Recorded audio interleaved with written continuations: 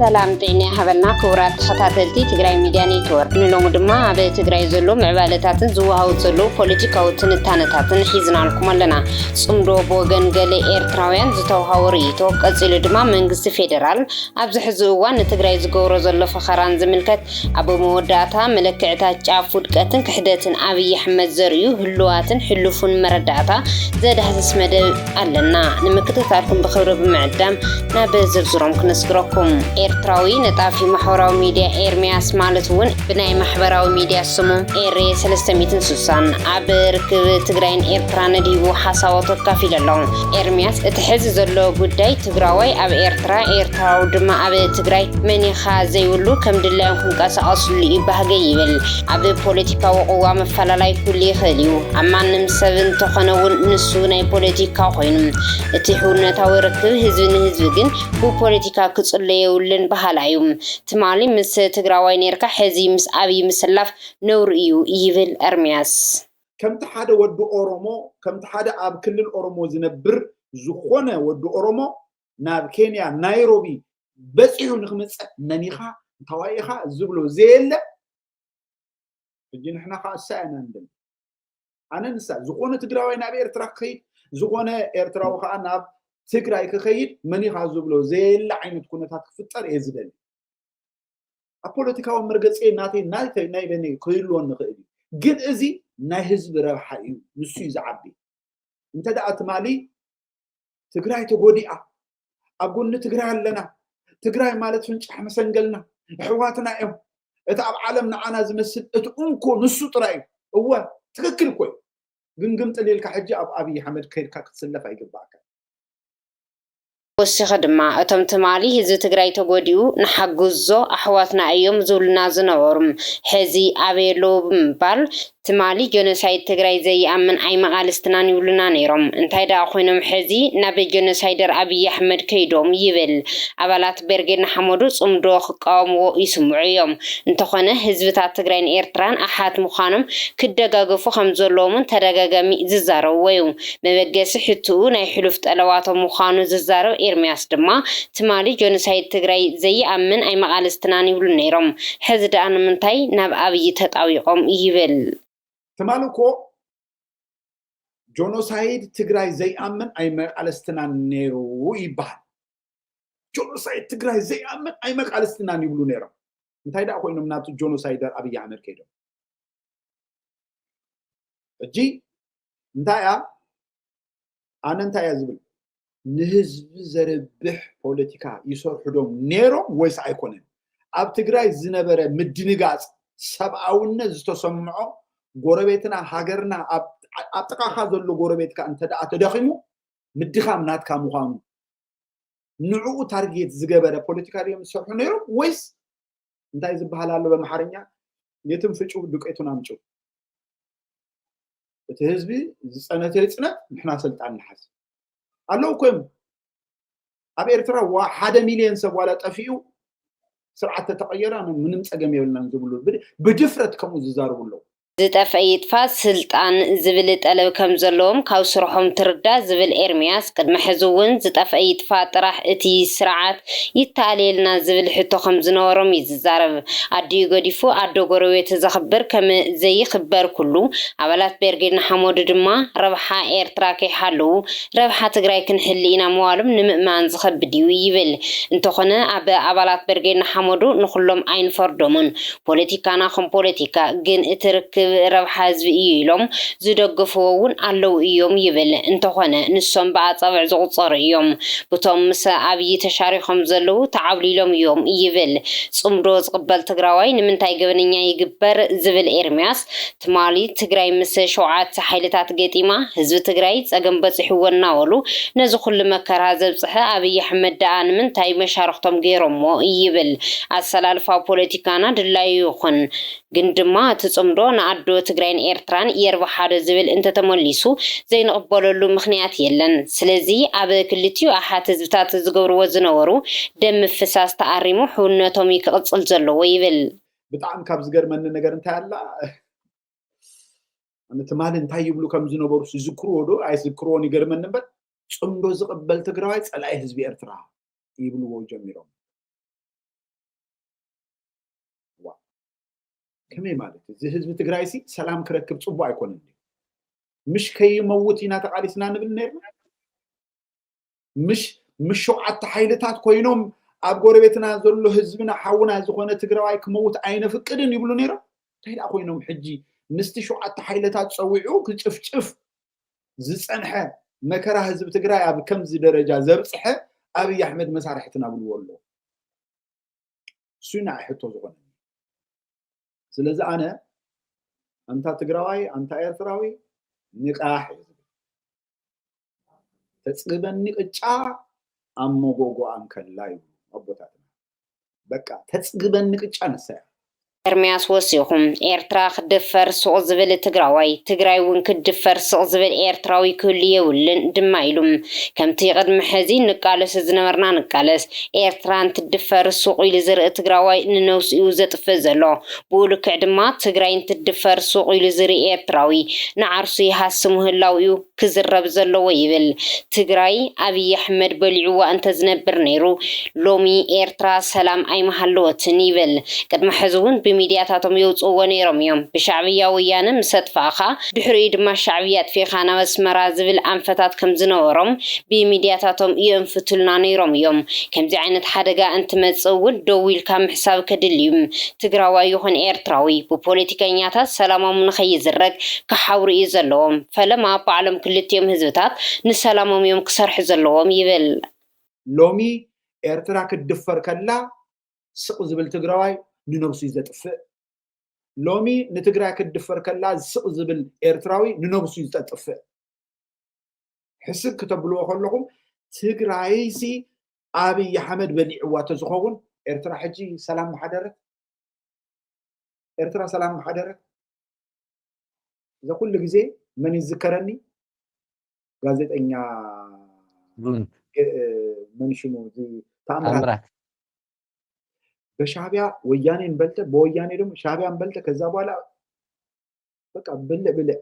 ወይ ጥርስ የፋክ በቃ አስመራ ትገባል ሙየለም ናሽናል ሐደጋ ናይ ሀገር ሙሙል ናይ ህዝቢ ቀጻልነት ሐደጋ ተመጽዩ ለምንታይ ሓቶ ደውት ብልያ ደው ታይላን ገብር ዘለና ከመይና ንኸይጸኒሕና እጂ ከምቲ ቅድሚ ሕጂ ዝከነናየ ክንከይድ ኣይግባእና ጽምዶ ክቅጽል ግድን ምዃኑ እውን አረጊጹ ዝተዛረበ ኤርሚያስ ጽምዶ ዝቃወም ሰብ ድሌት አብይ አሕመድ ከራመድ ዝደልዩም ትግራዋይን ኤርትራ ምኻድ ማለት ሕልሚ እዩ ዝብል 360 ዲግሪ ዓጺኻ ንምስቃይ ክምችወሉ ዝጠልብ ዘለዩም አነ ከም ኤርትራዊ ኮይነን ትርኢ ንተጋሩ ናብ ኤርትራ ይኾነ ምሓራ ምኻድ ሕልሚ ምስ ዝብል ክሽርኽ አይደልን ይብል አብይ ድማ ትማሊ ኣብ ልዕሊ ህዝቢ ትግራይ ዝገብሮ ዝነበረ እናተፈለጠ ጽምዶ ተቃዊምካ ምስ አብይ ምዕራኽ ኣይምረጽን ዘሎ መማረጽ ወይ ድማ ጸሚድካ ምዕዋት ወይ እውን ሞትዩ ይብል ስለዚህ እዚ ሰብ አይዚ ንኢትዮጵያዊ መራሕው ኮሎ ነቶም ኢትዮጵያውያን ተጋሩ ከምዚ ይብሎም ካብ ሓለወ ከመገረ አነ ምስኡ ክሰርሕ ሕልና ይብለኝ ሕጂሲ ንተጋሩ ከምኡ ኢሉ እንድሕሪ ኢሉዎም ንኤርትራውያን እንታይ ምገበሮም ኢልካ ትሓስብ ንዓና ዳ ሓው ረመጽ መዝነበልና ማለት ነው ስለዚህ ጽምዶ ግዚኡ ዝጠልቦ ወሳን ዝኾነ ነገር እዩ እትመርጾ ካለ ነገር የለም ወይ ሙት ወይ ካብ ጽምዶ በህይወት ቀጽል ክልተ ምርጫ ዘለዎ ወይ ክትመውት ይኻ ወይ ካብ ጽምዶ ጌርካ ጸላይካ ሓንሳብ ቅርስምስም አብልካ ንሓዋሩ ተጸሚድካ ትነብር እንጂ አይዝብል እቲ ካልእ ትሕዝቶና ድማ ጀነራል ሃይለ ስላሴ ግርማይ ማለት እውን ወድም ቤተይ ኣብ ዝቐረባ ቃለ መሕተት ገይረሎም ኣብ ቃለ መሕተቱ መራሕቲ ኢትዮጵያ ንትግራይ ዝገብርዎ ዘሎ መፈራርሕዩ ዝነቅፍ ሎሚ ከምቲ ማለይ ኮነን እናወልዮም ዝፍክሩልና ዘለው ዝብል ወድም ቤተይ ሓቆም እዮም ናይ ሰማይ ሃይለ ጽዋር ሃይሊ ሰራዊትን ወሲኾም እዮም እዚአን ድሕሪ ምግባሮም ድማ ግደፉ በልዎም ዝብል መጠንቀቕታ እዮም ዝሰዱ ዘለው እንድሕር ዳ ድሕሪ ዝኩሉ እዋን ጸኒሖም ተጠንቀቑ ዝብል መፈራርሒ መልእኽቲ ሂቦም እቲ ውዕሊ ዝፈረምዎ ንሰላም ኢሎም ዘይኮነስ ንኽዳለውሉ ሓሲቦም እዩ ነይሩ ማለት እዩ ይብል ግን ድማ ሕዚ እውን ሓደ ነገር ረሲዖም ኣጽዋር ስለ ዝበዝሐ ጋዕገልጠም ስለ ዝተኣከበ ሓቀኛ መስመር ንዝሓዘን ትኽክለኛ ፍትሒ ንዝሓትትን ህዝቢ ከዳኽሞ እምበር ከመዘይሰብሮ ኣይፈለጡን ይብል ናይ ሰማይ ሓይል ወሲኾም እዮም ናይ መከና ዝሓይል ወሲኾም እዮም ሓፂን መፂን ኩሉ ወሲኾም እዮም ሰራዊት እውን ወሲኾም እዮም እዚ ንወይን እንተሪኦምዎ ከም ናይ ትማሊ ይኮናን ዘለና ስለዚህ ተጠንቀቁ ተው በሏቸው ይብለለው እዚ እንታይ ኢሎም እዚ ክሳዕ ዝገብሩ እዮም እንተ እዚ ክገብሩ እዮም ፈሪሞም እምበር ምእንተ ሰላም ድኸዮም ናይ ማን ፈሪሞ ዝብል ኣብ ዕተተእቱ እንታይ ከኣፍካ መሊእኻ ክትዛረብ የግብረካ ናይ ሕዘረብኦም ብጣዕሚ መጠነ ሰፊሕ ዝኾነ ምድላዎምን ለከታ ዝፈርምዋስ እዚኣ ክሳዕ ዘማልኡ እያ እዚኣ ምስ ኣማልኡ ይፍክሩ ኣለዉ ይፈራርሑና ኣለዉ ኩሉ ክብልዎ ዝኽእሉ ነገር ይብሉ ኣለዉ ፊልድ ማርሻል ብርሃኑ ጁላ ይቅርታ ክሓትት እዩ ዘለዎ ፊልድ ማርሻል ኣበ ዝሪኡ ዘለዉ መሓዙቱ ንህዝቢ ትግራይ ብቕንዕንኡ ይፈልጥዎ እዮም ፈጢርዎም ንምባል የድፍር እዩ ህዝቢ ትግራይ እቶም ሕዚ ጀነራላት ኮይኖም ዘፈራርሕዎ ዘለዉ ህዝቢ ትግራይ ኣብዚ ዘለውሉ ብርኪ ክወፅሑ ዝገበሮም እዮም ሕዚ ተመሊሶም በትሮም ክዕርፍሉ ነቲ ዘዕወዮም ደጊሞም ክውድልዎ ግቡእ ኣይነበረን ይብል ጀነራል ሃይለስላሴ ግርማይ ወድን በይተይ እዚ ምፍራሕ እዚ ኣይግብኦን ነይሩ ህዝቢ ትግራይ ነዚ ዝሓለፈ እውን ይቅርታ ክሓትሉ እናተገቦኦም እዩ ካልእ ጌጋ ዝደግሙሉ ዘለዉ ናይ ሕልና ጣዕሳ ከመይ ዝህልዎም እውን ዘተሓተተ ኣይኮነን ኣብ ዝሪኡ ዘለዉ መሓዙትን ንህዝቢ ትግራይ ዝፈልጥዎ እዮም ብቕንዕኑ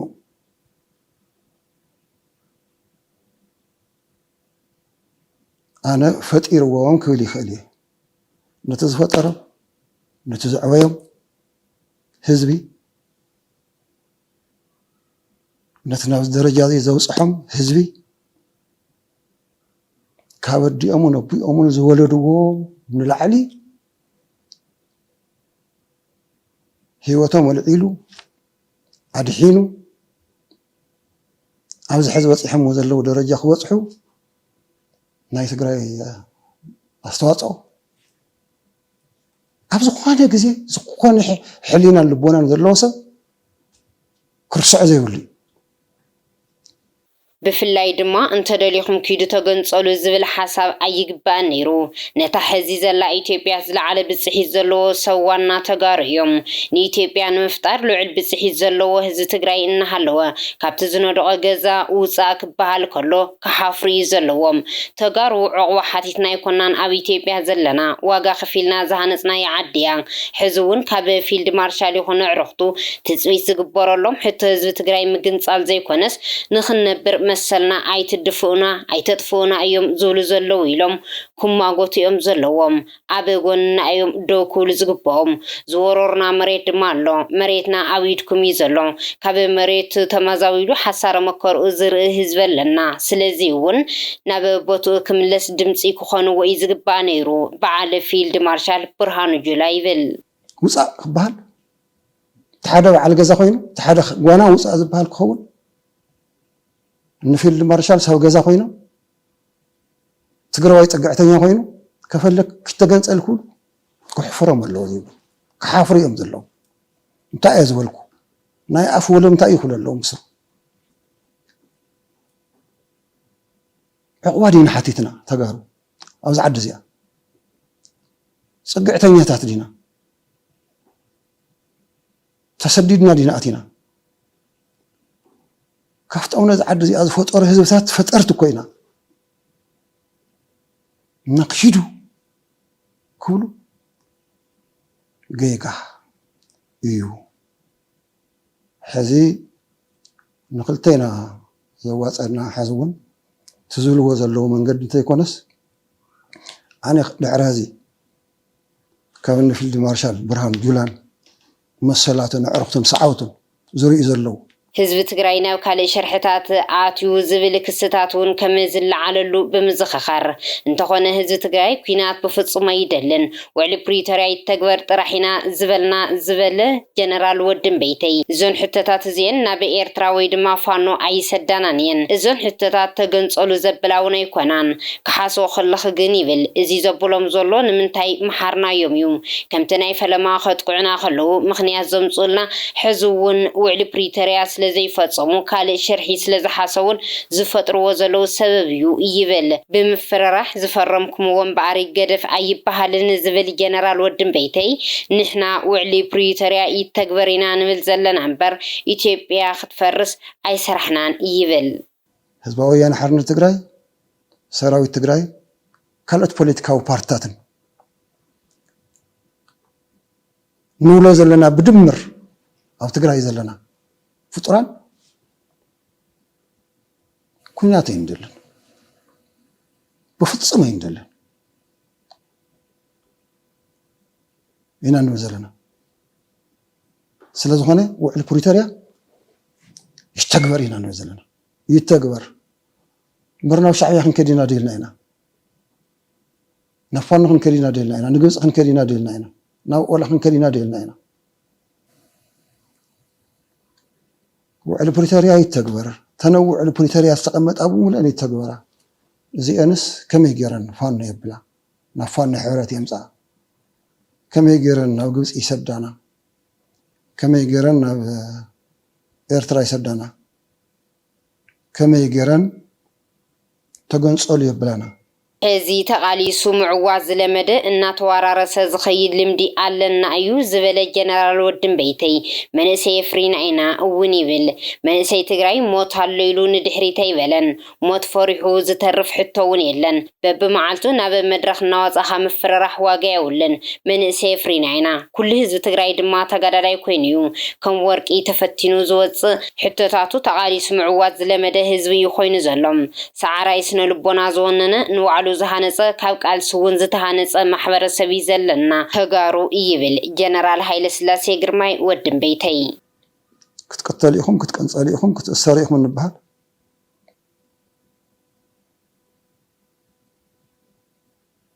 ፍርዮም እዮም ሓዊ ዝጨኑ መናእሰይ ኣለዉ ሕዚ ንሶም ብዓለም ቴክኦቨር ገብርዎ እዮም ተቃልሲ ከቐፅልዎ እዮም ዝተጋደለ ዘይተጋደለ كل وتقدر يحس تقرأي كله كم بحاولنا قلته صري ورق الوقت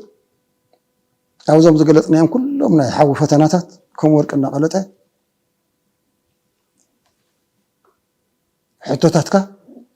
حتوتات تقالي سمعوات لمده هذو يزلوا حتوتات فتحوا يعني يأمنوا لهم حاسبوا أستنتجوا ኣብቲ ካልእ ንሎሚ ዝሓዝናልኩም ተወሳኺ ዛዕባ እንትንሓልፍ ጠቅላይ ሚኒስትር ኣብይ ኣሕመድ ቀይሕ ባሕሪ ብምባል ዝመዘዞ ኣጀንዳ ንስልጣን እምበር ንህዝቢ ኢትዮጵያ ሓልዩ ይኮነን ተባሂሉ ጋዜጠኛ ርኡየት ሚድያ ቴዎድሮስ ጸጋይ ኣብይ ኣሕመድ ናይ ኢትዮጵያ ናይ ዲፕሎማሲ ዓቕሚ ኣፍሪስዎ እዩ ዲፕሎማስን ፖሊሲ ጉዳያት ወፃእን እቲ ሃገር ሙሉእ ብሙሉእ ንዓረብ ኢሚሬት ኣካሪዎ እዩ ይብል ላዕላውነት እቲ ሃገር ኣብ ወረቐት ጥራሕ ክተርፍ እዩ ገይሩ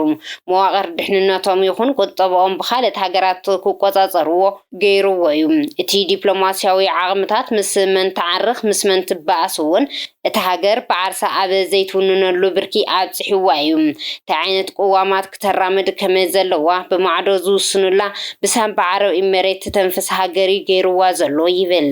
አብይ አህመድ ኢትዮጵያን ወደዚህ ደረጃ ስለሆነ ያወረዳት ጦርነት ማካሄድ ያለባት መሆን አለመሆኑ በምን አጀንዳ በማን ላይ መዝመት እንዳለባትና እንደሌለባት በማናቸውም የውጭ ጉዳይ ፖሊሲ ጭብጦች ዙሪያ እንዴት ያለ አቋም ልትይዝ እንደሚገባና እንደማይገባ ከማዶ የሚወሰንላት ወይም የሚወሰንባት በተባበሩት አረብ ኤምሬትስ ሳምባ የምትተነፍስ ጥገኛ አድርጓታል በዚ ምክንያት እውን ሓደ ናይዚ መርኣያ ዝኾነ ልኡኽ ኢመሬት ሒዙ ዝመጽእ ኣብይ ኣሕመድ ኣብ ሶማልያ ኣትዩ ድሕሪ ምምጽባጽ ከይተዓወተ ውርደቱ ተሸኪሙ ተመሊሱ ምስ ሶማልያ ኣብ ዝተፈራረመ እዋን ዳርጋ ሙሉእ ዓለም ብዝበሃል ኣንጻር ኢትዮጵያ ክስለፍ ተገይሩ እዩ ግን ድማ ኩሉ ነገር ከይተዓወተ ተሪፉ ተዋሪዱ ይመጹ ይብል ካልእ ብሰንኪ ዲፕሎማስያዊ ድኽመቱ ከሲርዋ ዝበላ ሱዳን ድማ ካብተን ብሰንኪ ድኽመት ዲፕሎማሲ ዝኸሰረን ዓድታት ምዃና ብምጥቃስ ሱዳን ምስ ኢትዮጵያ ስምምዕነት ፈጢራ ግድብ ህዳሴ ደጊፋ ኣብ ጎኒ ኢትዮጵያ ተሰሊፋ ሰራሕተኛታት ከይተረፈ ንሓገዝ ናብ ኢትዮጵያ ዝሰደደት ሃገር ምዃና እዩ ዘዘኻኽር እታ ኣብ ጎኒ ኢትዮጵያ ተሰሊፋ ዝነበረት ሱዳን ሎሚ ምስ ግብፂ ኮይና ኣካኪ ዘራፍ ትብል ዘላ ሃገር እያ ዝብል ቴድሮስ እዚ እውን ልኡኽ ኢመሬት ዓረብ ምዃኑ እዩ ዝዛረብ ሱዳን በሚያስገርም ሁኔታ በኢህአዴግ ጊዜ ከግብፅ ጉያ ስር ተፈልቅቃ የኢትዮጵያ የህዳሴን ግድብ እንድትደግፍ ተደርጋ የነበረች ሀገር ናት። በኢትዮጵያ በተሰራው ዲፕሎማሲያዊ ስራ ምክንያት ግድቡ ሱዳንን እንደሚጠቅም በቅኝ ግዛት ግብፅ ሁልጊዜ በምትጠቅሳቸው የ1929 እና 59 ስምምነቶች ተጠቃሚ እንዳይደለች ይልቅስ ይሄ የሚመጣው አዲስ የወንዞች አጠቃቀም አሬንጅመንት የናይል ቤዚን ኢኒሼቲቭስ የራስጌና የራሷም የሱዳን ተካታችነት ያለበት ስብስብ ሱዳንን የበለጠ እንደሚጠቅም የህዳሴው ግድብ መሰራት ወደ ሱዳን እየተሸረሸረ የሚሄደውን አፈርና ደለል እንደሚቀንስ የጎርፍ ማጥለቅለቅን እንደሚቀንስ ማሳመን ከመቻሉ የተነሳ የሱዳን መንግስት ማሽነሪዎች በህዳሴው ግድብ ስራ ላይ የተሳተፉበት ወቅት ነበር። በዚህ ደረጃ ተሳክቶ የነበረውን ዲፕሎማሲ በወቅቱ ከኢትዮጵያ ጋር በጥቅም ተሳስራ የነበረችውን ሱዳን ከሌሎች አገራት ተልእኮ ተቀብሎ የአልበሽርን መንግስት በመፈንቀል ተግባር ላይ ተሳትፏል አብይ አህመድ። ሕዚ ዝዳለወሉ ዘሎ ኩናት እውን እንተኾነ ናይ ዓረብ ኢመሬት ልኡኽ ምዃኑ እዩ ዝዛረብ ቴድሮስ ካልእ ሕቡራት ዓረብ ኢመሬት ቅድሚ ምጅማር ኩናት ትግራይ መከላከያ ኢትዮጵያ ናይቲ ሰራዊት መምርሕን ኣወቃቕራን ምስ ስለያ ተኣሳሲሩ ብሙሉእ ሓበሬታ ኣብ ኢድ ቁፅፅር ዓረብ ኢመሬት ክኸውን ዝተወሰነሉ ኣጋጣሚ ነይሩ ነዚ ዝገበረት ድማ ዓረብ ኢመሬት እያ ይብል በዚ ምክንያት እውን ነዚ ዝወሰነ ኣብይ ኣሕመድ ኣየስሩሕንን ዝበሎም በዓል ጀነራል ሰዓረ ዕፃ ስመኘው በቀለ ተቐቢሎም ክንስእኖም ዝተገበረሉ ምክንያት እዚ ናይ ምዃን ዕድሉ ሰፊሕ ምዃን ይዝገልጽ ከጀነራል ሰዓረ መኮንን ጋር ካላስማሟቸው ጉዳዮች አንዱም ይኸው ነበር። በነገራችን የመከላከያው ሰራዊት ውስጥ የነበሩትን የግንኙነት መስመሮች የመረጃ ምንጮች ምስጢሮች ምናምኖች ሁሉ ሙሉ በሙሉ እንዲከፈትላቸው አዝሏል። ይሄን ከተቃወሙት መካከል አንዱና ዋነኛው ጀነራል ሰዓረ መኮንን ነው። ምናልባት ለጀነራል ሰዓረ በአብይ አህመድ መገደል አስተዋጽኦ ካደረጉ ምክንያቶች አንዱ ይሄ ሊሆን ይችላል። በግድቡ ላይ ስመኘው እንደፈለግኩ እንዳልደራደርና እንዳላበላሽ እንቅፋት ይሆንብኛል ብሎ እንዳስወገደው ሰራዊቱን እንዳሻኝ የመጨፍጨፊያ መሳሪያ እንዳላረገው ያግደኛል ብሎ ሰዓረን ገሎታል ብለን ስፔኩሌት ብናደርግ እምብዛም ከእውነት ምንርቅ አይመስለኝም። ኣብይ ኣሕመድ ኢትዮጵያ ክቐትል እምበር ከቕንዕ ይመፀን ዝብል ቴድሮስ መረዳእታ ሃገር ኣሕሊፉ ዝህብ ዕሉል ባንዳ ክብል ይገልጾም ቅድሚ ሕዚ መረዳእታ ሃገር ኣሕሊፉ ይህብ ከም ዝነበረ ብቓሉ መረዳእታ ሂቡ ነይሩ ኣብይ ኣሕመድ ብምዃኑ ኣብይ ኣሕመድ ብገበን ክሕደት ሃገር ዝሕተት ፈላማይ ሰብ ምዃኑ እዩ ዝገልጽ ቴድሮስ ኦነግ ኣብይ ኣሕመድ ኣሕሊፉ ምሽጥር ከም ዝሃቦ ዕላው ገይሩ እዩ ባዕሉ ኣብይ ኣሕመድ እውን እንተኾነ ንኦነግ መረዳእታ ይህብ ምንባሩ መስኪሩ እዩ ይለሎም። አብይ አህመድ በሀገር ክህደት ወንጀል ተወዳዳሪ አይገኝለትም ብያለሁ በተደጋጋሚ አሁንም እላለሁ። የሀገሪቱን ህገ መንግስትና ዝርዝር ህግጋት ሊፈጽምና ሊያስፈጽም የአገሪቱን ጥቅሞች ሊጠብቅና ሊያስጠብቅ ለሀገሩ ሊታመን መሐላ ከፈጸመ በኋላ የሀገሪቱ ጠላቶች ተብለው ለተፈረጁ አገራትና ቡድኖች ምስጢራዊ መረጃዎችን አሳልፌ እሰጥ ነበር ሲል በገዛ ራሱ አንደበት ያመነ የሀገር ክህደት ወንጀሉን የተናገረ ለሌላ አገር ለመሰዋት ፍላጎት እንዳለው በአደባባይ ያወጀ ሰው ነው። አብይ የራሱን ሚዛን በራሱ ላይ አፕላይ እናደርጋለን ብያለሁ አይደለም። ራሱ አሁን ባንዳና ባዳ ለማለት እየተጠቀመባቸው ያሉ ሁለት መስፈርቶች አሉ። ከዛ በፊት አንድ ሀቅ እናስቀምጥ። ለኦነግ መሰለል ለምሳሌ ኖቬምበር 2019 በወጣው የኦነግ መግለጫ ላይ ጠቅላይ ሚኒስትሩ የኢንፎርሜሽን መረብ ደህንነት ኤጀንሲ ውስጥ ሲሰሩ የወቅቱ መንግስት በምዕራብ የሀገሪቱ ክፍል በነበረ የኦነግ ጦር ላይ ዘመቻ ሊያካሂድ እንደሆነ ነግረውናል ሲል መግለጫ አውጥቶ ነበር። ፀገም ብፀገም ኣይፍታሕን ዝብል ቴዎድሮስ ኣብይ ኣሕመድ እቲ መዚዝዎ ዘሎ ኣጀንዳ ንፀገማቱ መሸፈን እምበር ፍታሕ ይኸውንን ይብል። ምክንያቱ ኣብይ ካብ ብሄራዊ ድሕነት ስግኣት እቲ ሃገር ዝኾኑ ኣብ ቁፅሪ 1 ዝቕመጥ እዩ ይብል። ስለዚ እውን ባዕሉ ናይ ድሕነት ሓደጋ እናሃለዎ ድሕነት ኢትዮጵያ ከውሕስ ዝብል እምነት የብለይን ይብል። ህልውና እዩ ዝቕድም ባሕሪ ዝብል ጉዳይ ፈለማ ድሕነት ህዝቢ እዩ ዝቕድም እቲ ሃገር እናጠፍአት ክኸውን ስለዘይኽእል ንቀይሕ ባሕሪ ብዝብል ዝገብሮ ወፍሪ ብምንም ዓይነት ምክንያት ክሕገዝ የብሉን ይብል ጋዜጠኛ ቴዎድሮስ ጸጋዬ። ችግር በችግር ስለማይፈታ ነው አብይ አህመድ የባህር በር አጀንዳ ቢል ምንም ቢል በምንም አይነት ሊደገፍ አይገባም የምለው ችግር በችግር ስለማይፈታ ነው። ምን ማለት ነው? እኔ አብይ አህመድ የአገሪቱ ክቡራት ተኸታተልቲ ትግራይ ሚድያ ኔትወርክ ነሰዓት ዘዳለናልኩም እዋናዊ ዛዕባታት እዚኦም ይመስሉ ነይሮም። ንምክትታልኩም ካብ ልቢ ነመስግን። ሰላም